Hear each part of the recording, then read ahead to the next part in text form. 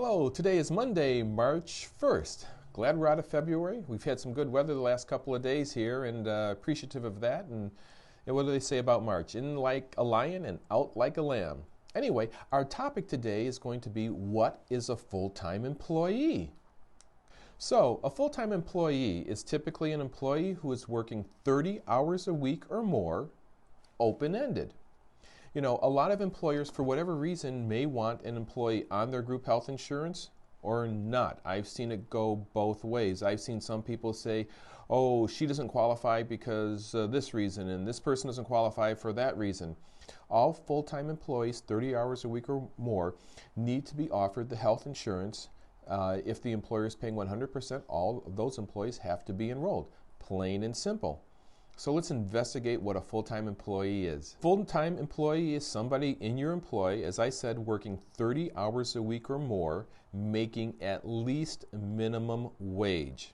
That is a full-time employee. So right now, if they're making a minimum wage, that minimum wage is probably someplace around $10 an hour, $300 a week.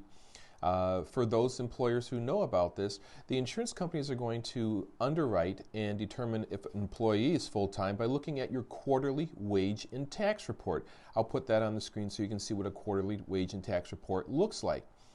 On that quarterly wage and tax report, you're going to have the employee's social security number, their name, and the income that they've made for the last quarter.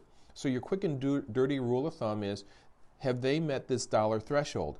If they've met that dollar threshold, then I, as the insurance agent and the employer, have to justify their status. Now, you can have people who are making over that and are working part-time because their occupations are highly compensated. I've had one where there was a physician who was working part-time, but his quarterly income was $250,000. So we had to just mark that that person was actually part-time. This is what a full-time employee is. Who is not a full-time employee? That's another interesting question. An employee, part-time, that's obvious. A seasonal employee is not a full-time employee. A seasonal employee could be somebody, say, working for a landscaper. They work from March through maybe October, and then they're off. A construction worker. Typical definition for a seasonal employee is somebody who is working but has a normal break of 30 days or more. That is your seasonal employee. Another employee that's not a full-time employee is somebody who's hired to do a specific job. For example, when I was in college, I went to work for a company and my specific job just lasted the summer. And that's all the job was. In the 1 year, my job was to work on President Jimmy Carter's telephone system. And as soon as that system was installed in Plains, Georgia, my job came to an end. So you might say, Mark, I've got some people who work for me, but they're 1099s.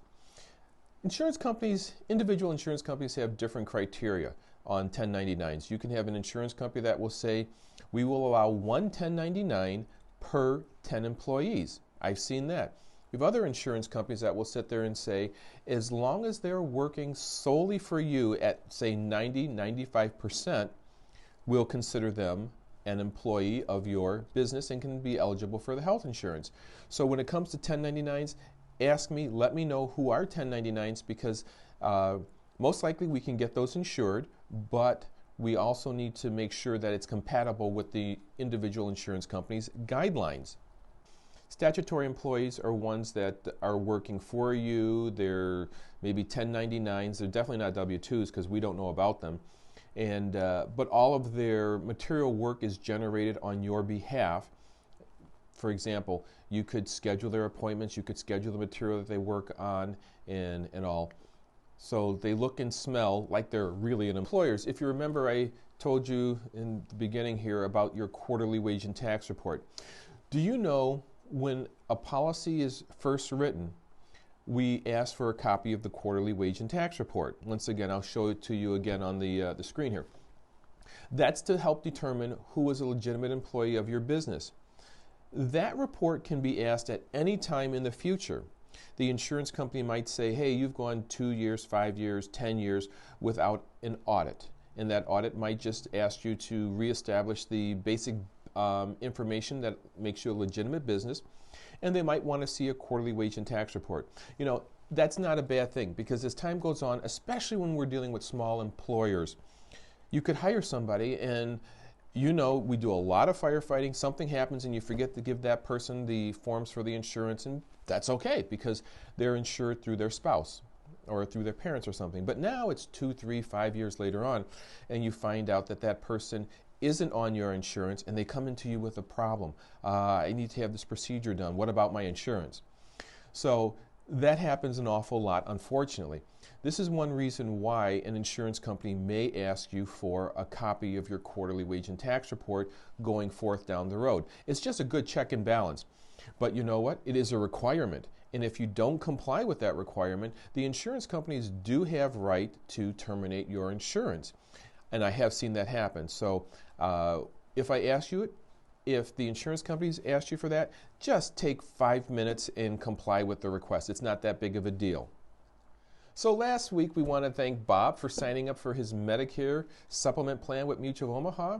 We also have Jim and Mark who enrolled with their employer for group health insurance, the life, the dental, the vision, the short-term disability. So thank you for coming on board with the MLD Agency. On a final note, we've got our phones figured out.